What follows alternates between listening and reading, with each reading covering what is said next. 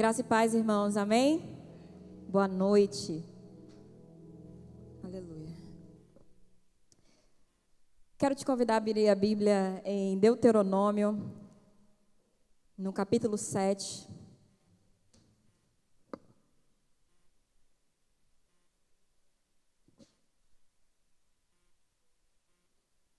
Nós estamos na série Os Atributos de Deus e o Seu Caráter. Nós aprendemos nas primeiras 3 semanas, sobre os atributos de Deus. Onisciência, onipresença e onipotência. Na última quinta-feira nós falamos sobre os aspectos do caráter de Deus. Deus é santo e Deus é justo. E hoje nós vamos mergulhar um pouquinho mais no caráter do nosso Deus. Deuteronômio 7, versículo 6. Diz assim: Pois vocês são um povo santo para o Senhor, o seu Deus. O Senhor, o seu Deus, os escolheu dentre todos os povos da face da terra, para ser o seu povo, o seu tesouro pessoal. O Senhor não se afeiçoou de vocês, nem os escolheu, por serem mais numerosos do que os outros povos, pois vocês eram o menor de todos os povos. Mas foi porque o Senhor os amou, e por causa do juramento que fez aos seus antepassados. Por isso, ele os tirou com mão poderosa e os redimiu da terra da escravidão, do poder de Faraó, rei do Egito. Saibam, portanto, que o Senhor, o seu Deus, é Deus. Ele é o Deus fiel, que mantém a aliança e a bondade por 1000 gerações, daquele que os amam e obedecem os seus mandamentos. Pai, essa é a tua palavra, Senhor. Fala mais uma vez aos nossos corações, como tem falado desde o começo deste culto, Senhor. Revela para nós, Senhor, o teu poder, o teu caráter, Senhor. Um caráter de santidade, de justiça, Senhor, mas que é cheio de amor e fidelidade, Pai. Revela-te-nos para nós, Senhor, nessa noite, o que nós te pedimos. Em nome de Jesus. Amém. Amém. Na última quinta-feira nós aprendemos sobre que Deus é santo e justo. Salmos 89, 14 diz: A retidão e a justiça são os alicerces do seu trono. O amor e a fidelidade vão à sua frente. Então, como na semana passada nós falamos sobre santidade e justiça, hoje nós vamos falar sobre amor e fidelidade de Deus. Amém?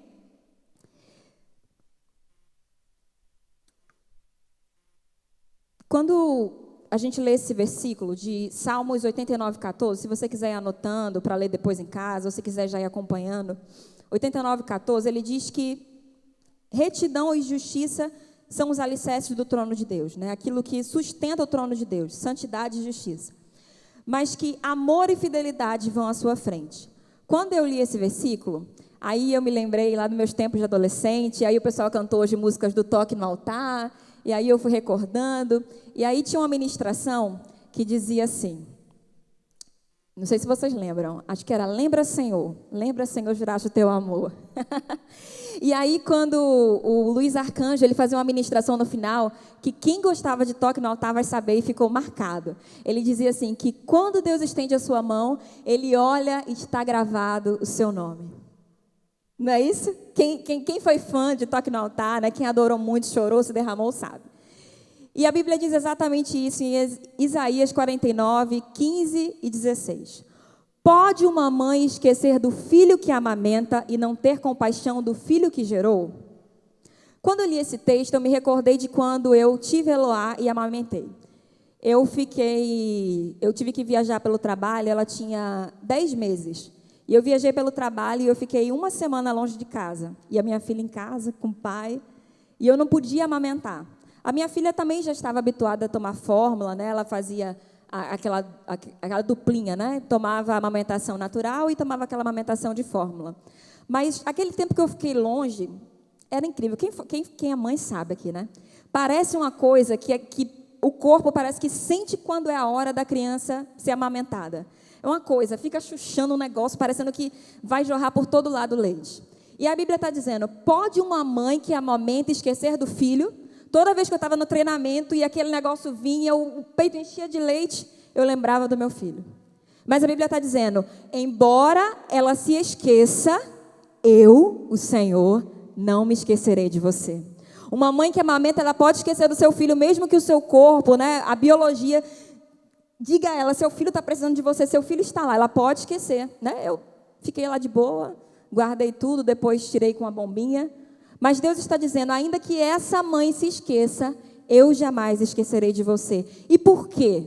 É exatamente isso que o Luiz Arcanjo falou, o que a Bíblia está escrito. Ele diz, veja, gravei o teu nome na palma da minha mão. Gravei o teu nome na palma da minha mão, e os teus muros estão diante de mim. Ou os teus muros estão sempre no meu pensamento, a tua vida está sempre no meu pensamento. É isso que Deus nos diz. Então, Ele jamais pode nos esquecer. É um pacto, uma aliança que Ele fez conosco. E nós vamos começar falando hoje sobre o amor de Deus. Deus é amor. Esse não é só o nome daquela denominação evangélica. Deus verdadeiramente é amor. E o dicionário, gente, ele fala com a gente que amor é uma forte afeição entre pessoas. Eu amo João Ederson, eu amo você, eu amo. O hebraico, ele tem 18 expressões para dizer amor. A psicologia já tem pelo menos 12 tipos de amor elencados. Amor platônico, amor flutuante, amor vazio, amor por interesse. Tem tantos tipos de amor, muitos tipos de amor.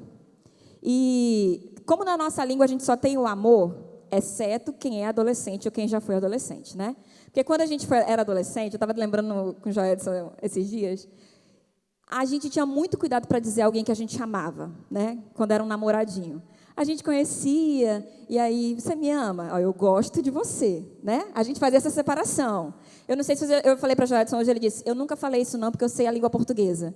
Eu disse, Joedson, eu já gostei de alguém, eu falei, te gosto muito. Escrevia na cartinha, te gosto muito, para não dizer que amava.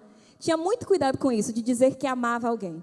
Mas hoje em dia, se você perceber, está muito, vamos dizer assim, banalizada a palavra amor.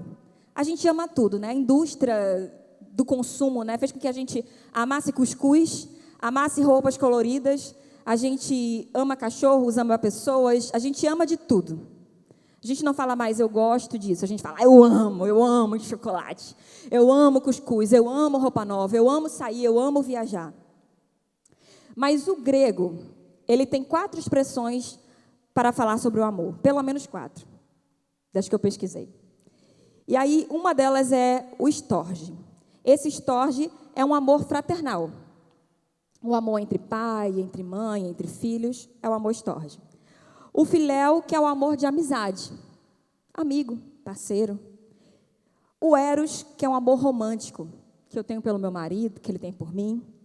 E o ágape, que é o amor incondicional.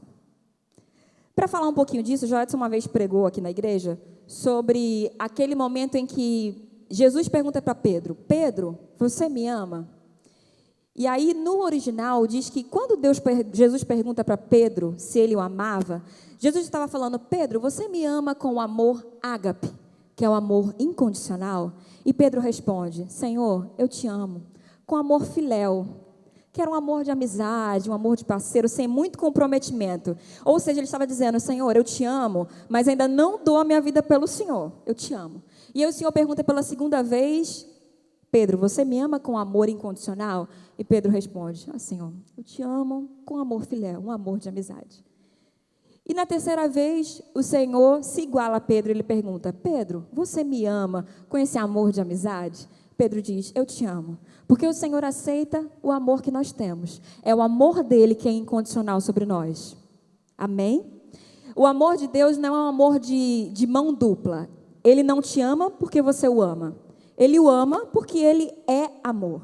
Faz parte da essência de Deus amar. E o ágape é o amor que mais expressa o amor de Deus. É a expressão, né? Que mais expressa o amor de Deus. Um amor incondicional. Um amor que tem doação, sacrifício, abnegação. Um amor que se entrega voluntariamente, apesar de nós. Um amor que não espera nada em troca. Um amor que só quer amar. E aí, vamos descobrir agora qual é a origem do amor. A Bíblia nos diz qual é a origem do amor. 1 João 4, 1 João capítulo 4, versículo 7.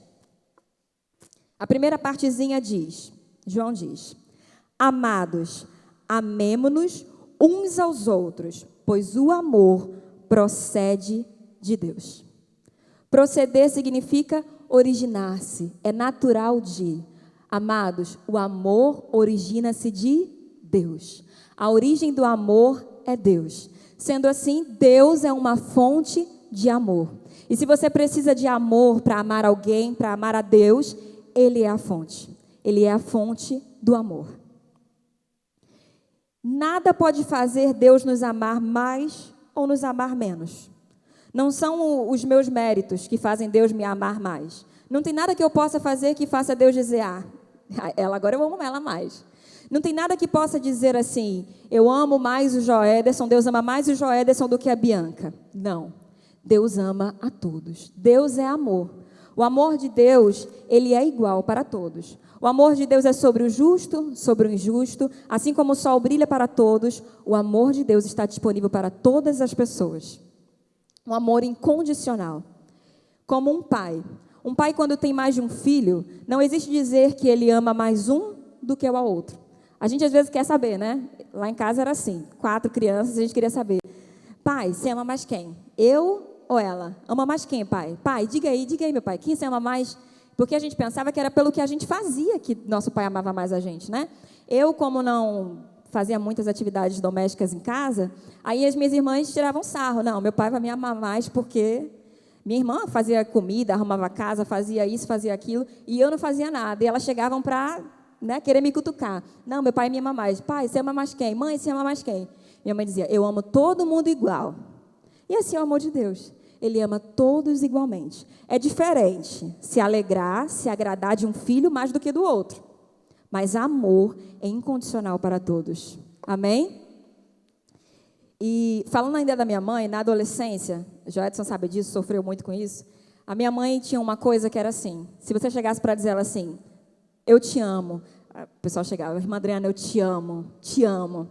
Aí minha mãe dizia assim, mostre-me com suas ações. Seca desse jeito a minha mãe. Mostre-me com suas ações. E aí todo mundo ficava muito, muito pirado, vamos dizer assim, né? Joedson, então, meu Deus. Ele ficava, mostre-me com suas ações. Mas o que minha mãe estava falando era sobre a gente demonstrar com atitude. O amor, ele é demonstrado, né? A gente pode amar alguém calado? Pode. Quem nunca teve um amorzinho, né? Que a gente amou calado ali, que na verdade era uma apaixonite, não era amor. Você está nomeando as coisas erradas. E a gente não falou para aquela pessoa. Mas o amor, ele precisa ser demonstrado. O amor é mais que um sentimento. O amor de Deus é manifestação. O amor de Deus é mais do que sentimento, é manifestação. João 3,16 diz o quê? Porque Deus... Cadê, gente? Porque Deus, de tal maneira que deu, manifestou o seu amor, dando o seu Filho. 1 João diz exatamente isso que eu acabei de falar. 1 João 4, 9 e 10. Foi assim que Deus manifestou o seu amor entre nós. Enviou o seu Filho unigênito ao mundo, para que pudéssemos viver por meio dele. Nisto consiste o amor. Não em que nós tenhamos amado a Deus, mas em que Ele nos amou e enviou o seu Filho como propiciação pelos nossos pecados. O amor de Deus é mais do que sentimento. O amor de Deus é manifestação. Ele manifestou o seu amor quando enviou o seu Filho para morrer por nós. E todos os dias o seu amor é manifesto, porque o sacrifício de Jesus ainda é válido para os dias de hoje. Amém? E hoje eu vim falar também sobre 5 dimensões do amor de Deus. 5 dimensões. Quem gosta de anotar pontos, né? 5 dimensões do amor de Deus. E a primeira dimensão do amor de Deus é que a natureza dele é eterna. A gente leu agora há pouco que o amor originou-se de Deus.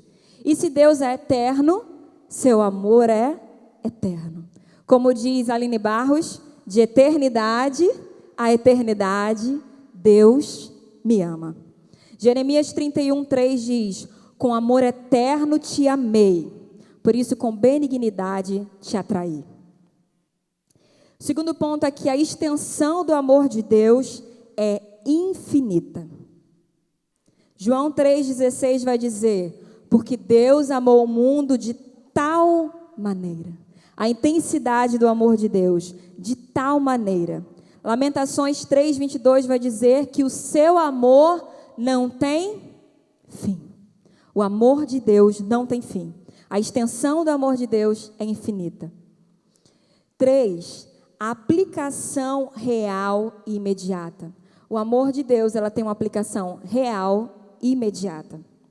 Lucas 23, 42, ele vai contar a história quando Jesus está na cruz, e aí, todo mundo conhece, um dos ladrões vira para Jesus e diga, deixa eu, quero ir contigo para o paraíso, me leva.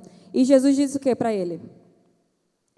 Te digo hoje, estarás comigo no paraíso. Imediatamente o amor de Deus foi aplicado. Aquele homem não viveu uma vida seguindo a Jesus. Aquele homem foi imediatamente alcançado pelo amor de Deus naquele momento. O amor de Deus, ele não exige nada. Ele é incondicional. 4, o amor de Deus é imparcial. Mateus 5, 43, 47. Diz, vocês ouviram o que foi dito, amem o seu próximo e odeiem o seu inimigo. Mas eu digo, amem os seus inimigos e orem por aqueles que os perseguem, para que vocês venham a ser filhos de seu Pai que está nos céus. Porque Ele faz raiar o sol sobre maus e bons, e derrama a chuva sobre justos e injustos. Se vocês amarem aqueles que os amam, que recompensa vocês receberão? Até os publicanos fazem isso. E se saudarem apenas os seus irmãos, o que estarão fazendo demais? Até os pagãos fazem isso. Portanto, sejam perfeitos, como perfeito é o Pai celestial de vocês. Ele não faz acepção de pessoas. Ele é imparcial. Ele ama todas as pessoas. E a quinta dimensão do amor de Deus é que ele é universal. Atos 17, 30 vai dizer que Deus ordena que todos, em todo lugar, se arrependam. Ele é universal, para todo mundo que se arrepender, o amor de Deus está disponível. Romanos 5,8 vai dizer, mas Deus demonstrou o seu amor por nós. Cristo morreu em nosso favor, quando ainda éramos pecadores. O amor de Deus não é só para você que está sentado aqui hoje, ouvindo a palavra dele, para você que serve na igreja, para você que canta, para você que prega, para você que é diácono, para você que faz alguma coisa na igreja. O amor de Deus, ele está disponível para todos, todas as pessoas. O amor de Deus é universal. Deus é uma fonte de amor. E ele não quer apenas que nós conheçamos e que experimentemos o amor dele. Deus, ele quer se relacionar conosco. E é por isso que ele nos chama a sua igreja de noiva. Noiva. É mais do que um conhecimento. Conhecer a Deus é muito bom. Mas a Bíblia nos chama para permanecer no seu amor. 1 João 4,16. 1 João 4,16 vai dizer, assim conhecemos o amor que Deus tem por nós e confiamos nesse amor. Deus é amor. Todo aquele que permanece no amor, permanece em Deus e Deus nele. O convite de Deus para nós não é só para que conheçamos e experimentemos o seu amor, é para que nós permaneçamos no seu amor. Confiemos no seu amor, que é capaz de todas as coisas por nós. O seu amor nos alcança no mais profundo abismo. O seu amor nos alcança na mais profunda distância. O seu amor é capaz de nos alcançar. A pastora estava falando aqui sobre o amor de Deus. Ela falando sobre a intensidade do amor de Deus. E Romanos, ele vai dizer exatamente isso. Quem poderá nos separar do amor de Deus?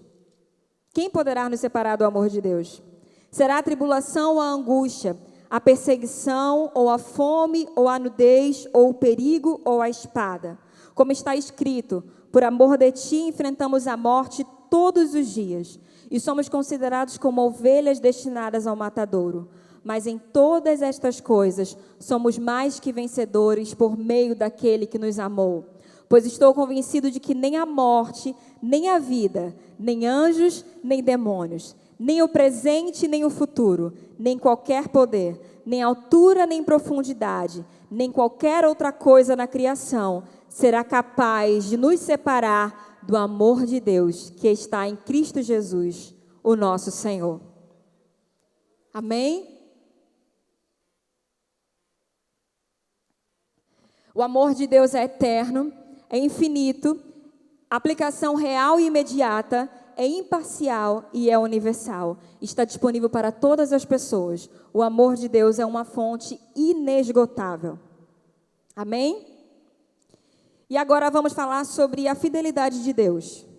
Deus é fiel. Amém? Luciano Subirá diz que se você tem o adesivo de Deus é fiel no seu carro e você não tem aliança com ele, pode arrancar. E o texto que a gente leu lá em Deuteronômio, ele diz exatamente isso, gente. Deuteronômio 7:9, ele diz: saibam, portanto, que o Senhor, o seu Deus, é Deus. Ele é o Deus fiel, que mantém a aliança e a bondade por 1000 gerações daqueles que o amam e obedecem os seus mandamentos. O texto diz que Deus é fiel com aqueles que ele tem uma aliança. Amor está disponível para todos, mas fidelidade é para quem tem aliança. Você não pode me acusar de infidelidade se eu não tenho uma aliança com você. Não é verdade? Muitas vezes nós estamos questionando a fidelidade de Deus, sendo que nós não temos uma aliança com Ele. É preciso ter uma aliança com Deus para você exigir fidelidade. Não é verdade? Mas, na verdade, você não precisa exigir fidelidade de Deus, porque Ele é fiel. A essência de Deus é fidelidade.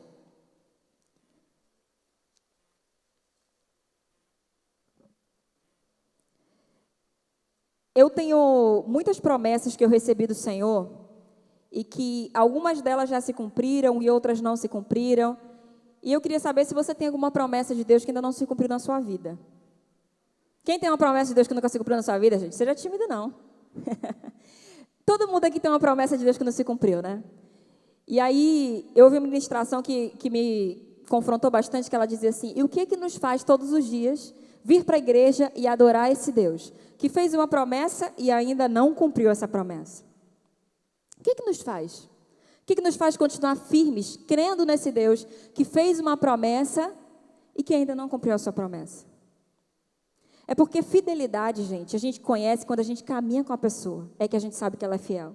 Eu casei com o Joedson e eu imaginava que ele era fiel, mas só os 10 anos de casamento me comprovaram que ele é fiel, que a fidelidade dele está aqui. E Deus, Ele tem a eternidade toda comprovada a sua fidelidade. Toda a eternidade comprova a fidelidade de Deus. A Bíblia comprova a fidelidade de Deus. É muito diferente do que aconteceu com Abraão, né? Hebreus vai dizer isso. Abraão, ele recebeu uma promessa e contra toda e qualquer expectativa, a mulher dele era estéril e ele creu que Deus podia fazer. Mesmo sem nenhuma perspectiva, mesmo sem nenhuma probabilidade. Porque tem coisas que são improváveis, mas existem coisas que são impossíveis. Improvável é aquela coisa que o médico diz assim: olha, tem 1% de chance de ser uma coisa boa, 99% de chance de ser uma coisa ruim. Isso é probabilidade. É improvável, mas pode acontecer. Mas no caso de Abraão era uma coisa impossível. E Abraão creu. Assim como quando Deus pediu a Abraão que levasse Isaque para sacrificar, a Bíblia diz que Abraão creu que Deus era poderoso para fazê-lo ressuscitar. Mesmo não tendo nenhuma história passada de ressuscitação, né? Ninguém tinha ressuscitado antes daquele caso ali. Mas Abraão, ele creu. E muitas vezes nós queremos limitar o que Deus pode fazer ao nosso tempo de existência. Eu tenho 31 anos. E o que me faz querer imaginar que porque Deus não fez ainda, Ele não fará? Com base em quê? Na minha vida? Na minha história? Nas minhas perspectivas? Na minha família não tem nenhum caso de milagres que Deus operou. Isso me faz desacreditar Deus de quem Ele é? Não pode. Porque ele tem toda a eternidade que comprova a credibilidade de Deus para cumprir as suas promessas. Deus é fiel e não há sombra de dúvidas. A Bíblia diz, seja todo homem mentiroso e Deus verdadeiro. Ele nunca mente, ele nunca se arrepende daquilo que ele disse. Amém? Deus é fiel. E quando a Renatinha estava cantando, se ela cantasse mais um pouquinho, eu ia me derramar em lágrimas aqui, porque é o Deus do impossível que não desiste da gente. A fidelidade de Deus é revelada a todo instante das nossas vidas. Gente, é só você fazer um exercício simples de pensar. Salmos diz assim, em todo o meu caminho eu vejo Deus. É basicamente isso que diz. E quando eu vejo isso, eu olho para trás, eu digo para Jorge assim, eu não preciso nem olhar muito, eu olho assim só de cantinho e eu enxergo a fidelidade de Deus nos mínimos detalhes. Deus é fiel em tudo. Eu sempre fui uma pessoa assim que sempre sonhei muitas coisas e coisas até pequenas, né? Quando eu era adolescente, eu sonhava. Quem conhece Salvador aqui? Salvador, conhece. Todo mundo sabe ali o centro. Ali é o quê? Esqueci. Mercado? Ali onde ficam as faculdades, onde fica o mercado modelo. É a Cidade Baixa, né? O centro. O centro, né? E ali tem várias faculdades. Não sei se vocês conhecem, assim. Tem a Unijorge, tem a Dom Pedro. Comércio. Tem várias faculdades. E aí, toda vez que passava, desde que eu fui morar em Salvador com 15 anos, toda vez que eu passava por ali, eu olhava para aquilo ali e ficava assim, meu sonho é estudar nessa faculdade aqui, Porque era bonito, era um prédio imponente, né? O da Dom Pedro, parece um prédio antigo lá, bonito. E eu dizia, meu sonho é estar estudando nesse lugar aqui. E aí, pronto, né? Passou o tempo, eu achava que eu não tinha condição, e aí passou, comecei a trabalhar, e todo dia eu trabalhava na Barra. E aí, quem sabe, trabalha na Barra, todo dia passa por ali. E eu ficava passando e olhando, será que um dia eu vou conseguir estudar aqui? E pensando, eu era estagiária, e pensando. Mas um belo dia, meu chefe me chamou e disse, Bianca, olha, a gente vai te dar um incentivo, e você vai poder estudar na faculdade. Mas eu nem lembrava mais do que eu tanto sonhava, né? Que a gente esquece. Nossa mente pequenininha é muito falha, né? E aí eu esqueci daquele sonho e comecei a viver, trabalhar. E aí meu chefe disse, olha, Bianca, eu vou te dar um incentivo, você vai poder fazer uma faculdade para você, como a gente vai ter um cargo aqui, você vai fazer uma faculdade, a gente vai te dar um incentivo, uma bolsa. Aí eu, meu Deus do céu, tal. E aí eu fui lá nessa faculdade, me inscrevi. Mas, olha, eu me inscrevi porque era meu trajeto. Eu não me inscrevi porque era meu sonho, aí. Eu me inscrevi porque era meu trajeto de ir para casa. Quem vem da Barra vai para o comércio, eu morava em Paripe. Pronto. Me inscrevi. E aí, Joelson também, na época, foi fazer uma faculdade por lá. E pronto, passou o tempo, passou o primeiro semestre. Aí, no segundo semestre já, eu estou andando por lá. E aí, daqui a pouco, eu parei. Tinha uma coxinha muito conhecida lá, quem fez faculdade por lá sabe. Uma coxinha maravilhosa, gente. Eu amo coxinha, mas a coxinha de lá era espetacular. Não, era espetacular. E aí, todo dia eu comia essa coxinha, não era? Todo dia eu comia essa coxinha, que eu era apaixonada. E aí, um dia, eu estou lá com o Joelson andando na hora do intervalo, comprei a coxinha e estou comendo. Daqui a pouco, quando ele olhou para mim, eu estava o quê? Chorando me acabar. Chorando, e ele disse o quê? Aí eu disse, sabe o que eu lembrei agora? Era meu sonho, comer uma coxinha desse lugar no intervalo da faculdade. Era meu sonho. O Joelson se acabou da risada, não entendeu nada. Mas era o meu sonho. E sabe o que estava se revelando ali? A fidelidade de Deus. Porque ainda que eu me esquecesse, Deus não se esqueceu. E aí é o que eu falo, Deus se importa com os mínimos detalhes, com sonhos bem pequenos, gente. Gente, em toda a minha vida, em toda a minha infância, minha adolescência, eu via Deus fazer coisas assim, eu via os irmãos chegando na igreja falando assim, hoje eu estava com uma vontade de comer um frango, pastor geralmente chega com esse mistério aqui no púlpito, né? Eu estava com vontade de comer frango, daqui a pouco bateu uma irmã lá em casa com um frango para mim. Sabe o que é isso? Fidelidade de Deus, é amor de Deus. É amor de Deus que faz aquelas coisas que a gente pensa que são pequenas demais. Não, Deus não vai se importar com isso, não. Ele se importa. É fidelidade de Deus. Por mais que você se esqueça, Deus não se esquece de você. Ele é fiel para cumprir tudo o que Ele prometeu. Tudo o que Ele prometeu. Gente, Deus não se esqueceu de nenhuma promessa que Ele te fez. 2 Pedro 2 vai dizer, 2 Pedro 3,9 vai dizer, que alguns até têm a promessa de Deus por tardia, né, por demorada, mas Deus, Ele é paciente conosco, porque Ele sabe o tempo certo de nos dar o que nós precisamos. Ele sabe o tempo certo.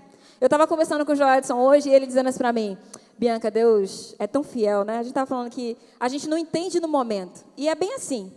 Fidelidade, amor de Deus, a gente não entende no momento. A gente não entende no momento que a gente recebe um não de Deus.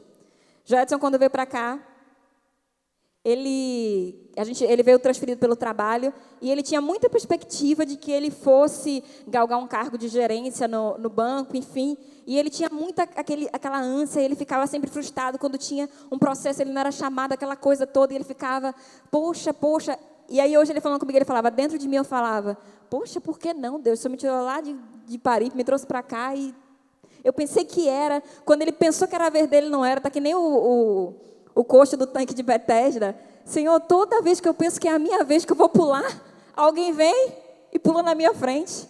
É porque Deus tem um momento especial para você guardado.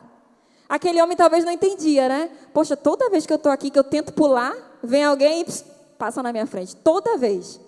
Mas Deus é fiel e no momento certo ele recebeu a cura dele. E aí hoje o Joedson falando comigo assim. E aí sabe o que eu descobri nesse semestre estudando? O Joedson estuda Direito. Que se eu fosse gerente no banco, eu não podia ter a minha OAB. Não podia realizar o meu sonho de ser advogado. Aí ele disse, no momento eu não entendi o não de Deus. Mas agora eu entendo. Porque todos os caminhos de Deus são perfeitos. Salmos diz que a marca registrada de todas as obras de Deus é o amor. Tudo que Deus faz por você é amor, é fidelidade. Reconheça o Senhor em todos os seus caminhos. Amém? Números 23:19 diz, porque Deus não é homem para que minta, nem filho do homem para que se arrependa. Acaso ele fala e deixa de agir? Acaso ele promete e deixa de cumprir? Não. Deus é fiel. Tem uma pesquisa, eu estava pesquisando, e tem uma pesquisa, né, esses sites de relacionamento, porque tudo que a gente pesquisa no Google aí sobre fidelidade vai para relacionamento conjugal. É uma coisa interessantíssima. Por quê? Porque o homem ele tem a tendência de ser infiel. Tem a tendência de ser infiel. O homem e a mulher em si. Ele tem a tendência de ser infiel.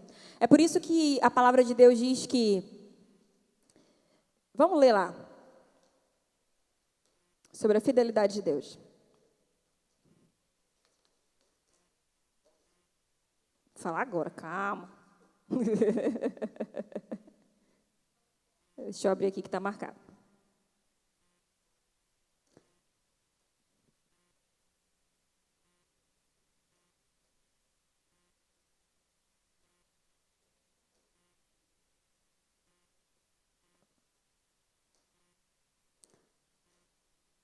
Segundo Timóteo,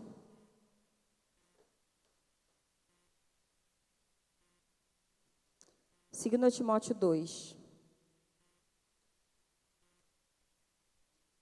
Segundo Timóteo 2. Está até marcadão aqui. Segundo Timóteo 2:11 diz: esta palavra é digna de confiança. Se morrermos com ele também viveremos. Se perseverarmos com ele também reinaremos. Se o negarmos, ele também nos negará. Mas se formos infiéis, ele permanece, porque não pode negar a si mesmo. Deus permanece fiel. Ele sabe que o nosso caráter, ele é muito inclinado à infidelidade. Por isso que ele diz, mesmo que você seja infiel, eu permaneço fiel. O caráter de Deus é imutável, ele permanece fiel. E aí, como eu estava falando dessa pesquisa, ela elencou 7 aspectos que identificam que uma pessoa é fiel. Ela disse, num relacionamento tem 7 aspectos que identificam se uma pessoa é fiel. E aí eu fiquei curiosa, fui ler essa pesquisa, e aí comecei a ler. E aí, em cada item que essa pesquisa elencou, eu via que estava comprovado a fidelidade de Deus na Bíblia. E aí eu trouxe para cá. E a pesquisa diz que, em primeiro lugar, uma pessoa fiel faz da intimidade uma prioridade. E aí eu lembrei de Mateus 6,6, quando ele diz, mas quando você orar, vá para o seu quarto, feche a porta e ore a seu pai que está no secreto. Então o seu pai que vê no secreto o recompensará. Ele faz questão que a intimidade seja uma prioridade. Ele te ouve no secreto. Ele é fiel. Está comprovado por essa pesquisa. Segundo ponto da pesquisa diz que ele expressa interesse genuíno em você. Lucas 12, 7. Para mim, é a maior manifestação de que alguém tem interesse em mim. Joetes não sabe isso aqui. Mas Deus sabe quantos cabelos tem na minha cabeça. Ele diz, até os cabelos da cabeça de vocês estão todos contados. Não tenham medo, vocês valem mais do que muitos pardais. Ele se interessa genuinamente em você. Ele é fiel. O terceiro aspecto diz que ele conta aos seus amigos sobre você. E aí, tem uma oração linda, que depois você tiver o privilégio de ler, leia. João 17. Quando Jesus faz uma oração ao Pai, ele faz uma oração pelos discípulos, ele faz uma oração por nós que estamos aqui. E no versículo 6 ao 8, ele fala ao Pai sobre nós. Ele diz, eu revelei o teu nome àqueles que o mundo me destes. Eles eram teus, tu os deste a mim, e eles têm guardado a tua palavra. Agora eles sabem que tudo o que me destes vem de ti, pois eu lhes transmiti as palavras que me destes, e eles a aceitaram. Eles reconheceram que de fato eu vim de ti, e creram que me enviastes. Jesus fala a Deus a nosso respeito. Então está comprovado mais uma vez que ele é fiel. Ele conta a Deus sobre nós. Quarto aspecto dessa pesquisa diz que ele é honesto com você. E Deus é honesto conosco. Para mim, quando eu li, a primeira coisa que eu lembrei foi quando ele fala o quê? No mundo tereis aflições, mas tem de bom ânimo, eu venci o mundo. João 16, 33. Ele foi honesto conosco. Então, ele é fiel. O quinto aspecto diz, ele está interessado em você. João 17, 24. Jesus diz, na mesma oração, Pai, quero que os que me deste estejam comigo onde eu estou e vejam a minha glória, a glória que me deste, porque me amaste antes da criação do mundo. Ele está interessado em você e ele pede ao Pai, Pai, eu quero que aquele que o Senhor me deu esteja comigo e veja a minha glória que o Senhor me deu. Amém? Sexto aspecto dessa pesquisa diz que ele prioriza você. E Jesus nos prioriza também, Deus nos prioriza. Salmos 18, acompanha comigo, Salmos 18, porque é muito forte o que o salmista vai dizer aqui. Salmos 18, a partir do verso 6. Ele diz, na minha aflição clamei ao Senhor, gritei por socorro ao meu Deus. Do seu templo, ele ouviu a minha voz. O meu grito chegou à sua presença e aos seus ouvidos. A terra tremeu e agitou-se. Os fundamentos do monte se abalaram. Estremeceram porque ele se irou. Das suas narinas subiram fumaça. Da sua boca saíram brasas vivas e o fogo consumidor. Ele abriu os céus e desceu. Nuvens escuras estavam sobre os seus pés. Montou em um querubim e voou, deslizando sobre as asas do vento. Fez das trevas o seu esconderijo, das escuras nuvens cheias de água o abrigo que o envolvia. Com o fulgor da sua presença, as nuvens se desfizeram em granizo e raios, quando dos céus trovejou o Senhor e ressoou a voz do Altíssimo. Atirou as suas flechas e dispersou os inimigos. Com os seus raios os derrotou. O fundo do mar apareceu, os fundamentos da terra foram expostos pela sua repreensão. Ó Senhor, com o seu forte sopro das tuas narinas, das alturas estendeu a mão e me segurou. Tirou-me das águas profundas, livrou do meu inimigo poderoso, dos meus adversários fortes demais para mim. Livrou-me do meu inimigo poderoso, dos meus adversários fortes demais para mim. Eles me atacaram no dia da minha desgraça, mas o Senhor foi o meu amparo. Ele me deu total libertação e livrou-me, por quê? Porque quer o meu bem. Ele prioriza você. No começo desse salmo diz, eu clamei por socorro e lá do seu templo, ele me ouviu e me atendeu. Ele parou tudo que ele estava fazendo. Deus nunca está ocupado demais que Ele não possa ouvir o teu clamor. Deus tem todo mundo para cuidar, mas se um filho clamar por socorro, se um filho disser, pai, Ele está aqui. Ele é um Deus que prioriza você. É um Deus presente, um Deus fiel, que revela o seu amor e a sua fidelidade de geração a geração. E o sétimo e último aspecto dessa pesquisa diz que Ele arranja tempo para você, mesmo quando está ocupado. Alguém fiel arranja tempo para você, mesmo quando está ocupado. Num relacionamento nem sempre é assim, né? Nem sempre é assim. Nem sempre dá para arranjar o tempo ali quando está ocupado. Mas quando termina aquele compromisso, você dá uma ligadinha, vê o que aconteceu. Mas Deus, Jesus, Ele é imediato. A gente falou aqui no amor, que a aplicação do amor de Deus ela é real e imediata. E para comprovar isso aqui, a gente vai lembrar da história da mulher do fluxo de sangue. Jesus não estava naquele lugar ali especificamente para curar aquela mulher. Ele não foi ali com aquele propósito de curar aquela mulher. Ele tinha sido solicitado por Jairo, um pouco antes, que a sua filha de 12 anos estava morrendo. E Jesus estava no caminho, indo para a casa de Jairo. Jesus estava ocupado, ele estava em uma missão, ele estava indo para a casa de Jairo. Mas a Bíblia diz que no meio do caminho, ele para tudo e ele diz, alguém me tocou, porque de mim saiu virtude. E alguém diz, Senhor, todo mundo está te apertando, está te incomodando. Mas ele diz, não, alguém me tocou diferente, porque de mim saiu virtude. E ele para tudo, por mais ocupado que ele estivesse com aquela missão de salvar a filha de Jairo, e ele atende aquela mulher. E ele libera a cura, libera a salvação para aquela mulher do fluxo de sangue.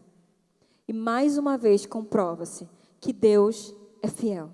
Que Jesus é fiel. Ele para tudo para te atender. Ele nunca está ocupado demais para atender um filho seu. Amém? Glória a Deus.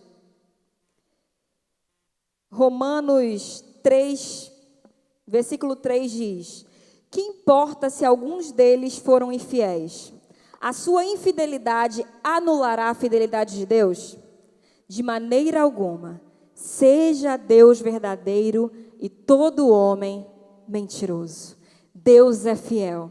Deus é fiel e nós podemos confiar na fidelidade de Deus. Há um tempo atrás, eu estava estudando, fazendo um devocional e eu li um negócio que me impactou muito sobre confiar no amor de Deus, confiar na fidelidade de Deus. Já estou encerrando, o louvor pode subir, viu? Confiar no amor e na fidelidade de Deus. E ele dizia assim, a gente confia em tanta coisa, né? Vamos ser sinceros, a gente confia em muita coisa. Você agora, nesse momento, está confiando que essa cadeira não vai quebrar. Tem uns que estão mais jogados, outros que estão mais, né? Se a cadeira quebrar, ele está ali confiante. Outros estão mais jogados, confiando que essa cadeira não vai quebrar. A gente confia em tantas coisas, a gente confia em tantas coisas falhas. Porque é uma cadeira de plástico, ela pode quebrar a qualquer momento. Nada garante que ela não vai quebrar. Outro dia eu estava andando na rua e lembrando disso, eu falei, meu Deus do céu, por que eu sou assim? Eu confio que esse chão não vai se abrir, eu vou cair aqui, meu Deus. Eu confio, a gente confia. A gente confia que está aqui hoje, o teto não vai cair na nossa cabeça, a gente confia que está aqui hoje, está dando tudo certo. A gente confia em tantas coisas, mas por que é tão difícil confiar no amor e na fidelidade de Deus? Porque é tão difícil para a gente desacreditar daquilo que Deus prometeu pelas circunstâncias que estão ao nosso redor. Deus nos faz um convite hoje para confiar no seu amor e na sua fidelidade. A gente falou muito aqui que Deus é uma fonte de amor, uma fonte de fidelidade. E Deus é uma fonte estável. Como o Jadson pregou aqui nos outros cultos, Ele é imutável, seu caráter é imutável. Ele é fiel e Ele é amor. Ele te ama e Ele é fiel a você. E é imutável, nada pode mudar isso. Se você tem uma aliança com Deus, Ele é fiel a você. Você pode confiar, não como uma palavra solta ao vento. Às vezes eu venho para a igreja aqui e eu fico, né? Pensando mil e uma coisas. Outro dia eu estava aqui na igreja e minha filha tinha viajado e eu fico pensando várias coisas. Sabe aqueles pensamentos de mãe? Meu Deus, se acontecer isso, se acontecer aquilo, se acontecer cair da escada, meu Deus. aquelas coisas todas. Aí, eu estou aqui no culto e está louvando, e aqueles pensamentos vindo na minha mente, e de repente, eu me vejo fazendo aquilo que Jeremias fez em Lamentações. Lamentações de Jeremias, pode ficar de pé, que aí você já vai entrando no clima para adorar o Senhor. E Lamentações de Jeremias, Jeremias está vendo uma Jerusalém completamente destruída, uma Jerusalém completamente desolada. No capítulo 1 ele diz: olha como está deserta a cidade, olha como antes ela era tão cheia de gente, e agora as pessoas olham e dizem: Deus não está com ela. Jeremias estava aflito, e assim muitas vezes nós ficamos aflitos pelas circunstâncias da vida, achando que aquela promessa está esquecida de Deus. Lamentações de Jeremias, no capítulo 3, no versículo 18, Jeremias vai dizer: por isso eu digo, meu esplendor já se foi, bem como tudo que eu esperava do Senhor.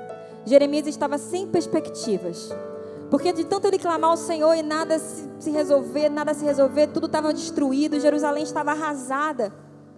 Mas no versículo seguinte, ele diz assim: lembro disso tudo e a minha alma desfalece dentro de mim. Porque pensamentos ruins, as circunstâncias sempre vão nos puxar para baixo. Sempre vamos puxar para o negativo. Dizendo que Deus não vai fazer, que Deus não vai guardar, que Deus não vai cumprir, que Deus não vai amar. Mas ele diz aqui no versículo 21: todavia, eu quero trazer à memória aquilo que pode me dar esperança.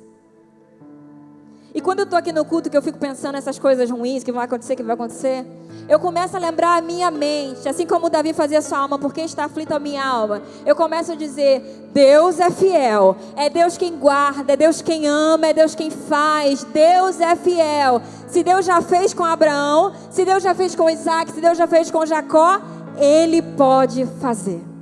A minha mente é muito limitada ao agir de Deus. A minha mente é muito limitada ao que Deus pode fazer. Paulo vai dizer isso: ninguém pode compreender a largura, a profundidade do amor de Deus. Só se conhece o amor de Deus quando nós experimentamos, quando nós permanecemos em seu amor. Lamentações vai dizer: graças ao grande amor do Senhor é que não somos consumidos, pois as suas misericórdias não têm fim, renovam-se toda manhã, grande é a sua fidelidade. Digo a mim mesmo: a minha porção é o Senhor, portanto nele eu colocarei a minha esperança. O Senhor é bom para aqueles cuja esperança está nele, para todos aqueles que buscam. Sabe o que é bom? Bom é esperar tranquilo a salvação do Senhor, porque Ele é fiel e Ele não pode negar a si mesmo. Ele é amor, e a essência de Deus é amor, é fidelidade, e Ele quer que nós permaneçamos nele, confiando no seu amor e na sua fidelidade. E eu te convido a sair daqui hoje com o seu coração cheio de fé, acreditando que Deus é bom, que Deus é amor e que Deus é fiel. A marca registrada de todas as obras de Deus é o amor. É a sua fidelidade que dura de geração em geração. Amém.